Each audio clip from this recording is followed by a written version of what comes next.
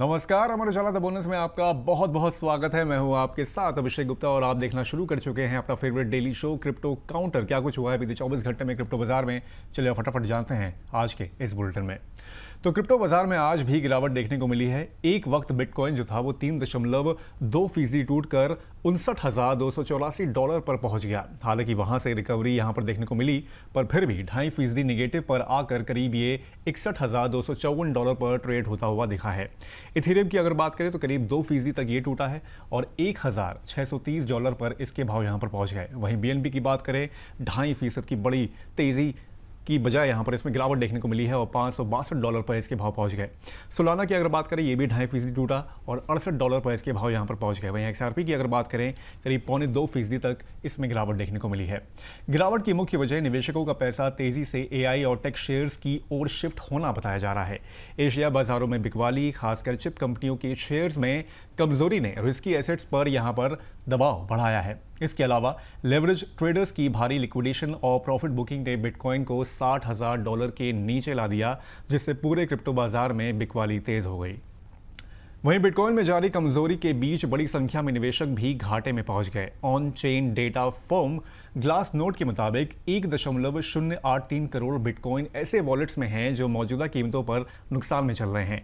ये अब तक का सबसे ऊंचा स्तर है। ये स्थिति तब बनी हुई है जब बिटकॉइन की कीमत गिरकर $59,100 से नीचे पहुंच गई, जैसे कि हम लोगों ने शुरुआत में आपको बताया। हालांकि दिलचस्प बात यह है कि लॉन्ग टर्म होल्डर्स के पास रिकॉर्ड 1.48 करोड़ बिटकॉइन मौजूद हैं और इनमें से 1/3 से ज्यादा होल्डिंग फिलहाल घाटे में है।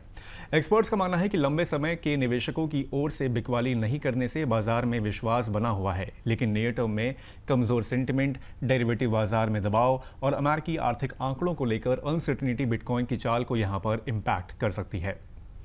उधर इंडोनेशिया ने क्रिप्टो और दूसरे फाइनेंशियल प्रोडक्ट्स को यहां पर प्रमोट करने वाले सोशल मीडिया इन्फ्लुएंसर्स पर शिकंजा कसना शुरू कर दिया है।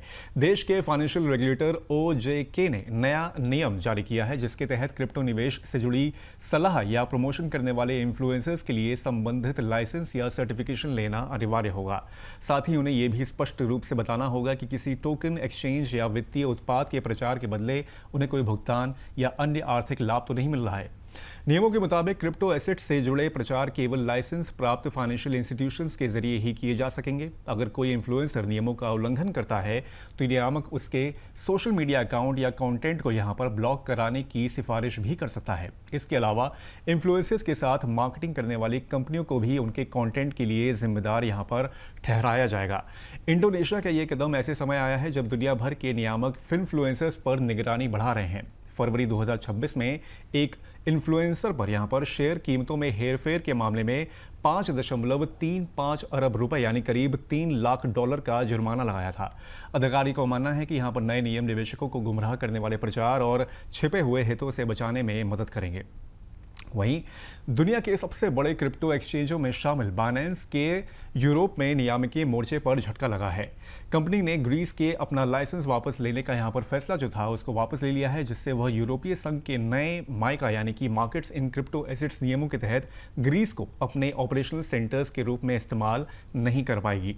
बाइनेंस ने कहा है कि यह फैसला कंपनी की व्यापक रणनीति का यहां पर हिस्सा है, जिसके तहत वह यूरोप में अपने संसाधनों और लाइसेंसिंग प्रयासों को चुनिंदा बाजारों पर केंद्रित कर रही है।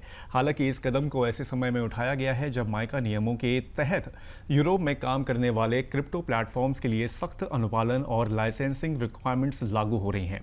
माइका का उद्देश्य यूरोपीय संघ में क्रिप्टो कारोबार के लिए यूनिफॉर्म रेगुलेटरी फ्रेमवर्क जो है वो यहाँ पर तैयार करना है, ताकि निवेशकों को बेहतर सुरक्षा मिले और बाजार में ट्रांसपेरेंसी बढ़े। एक्सपर्ट्स का मानना है कि बाइनेंस का ग्रीक लाइसेंस छोड़ना ये दिखाता है कि नए नियमों के तहत कारोबार जारी रखना कई एक्सचेंजेस के लिए चैलेंजिंग हो सकता है। वहीं जिन प्लेटफॉर्म्स को माइका के तहत मंजूरी मिल जाएगी, उन्हें पूरे यूरोपीय संघ में अपनी सर्विसेज देने का एक बड़ा मौका भी यहाँ पर मिलेगा। उधर थाईलैंड ने अवैध क्रिप्टो माइनिंग और ऑनलाइन ठगी से जुड़े एक बड़े नेटवर्क पर यहां पर शिकंजा कसते हुए फरार चीनी कारोबारी वांग इंचिंग के खिलाफ अरेस्ट वारंट यहां पर जारी किया है।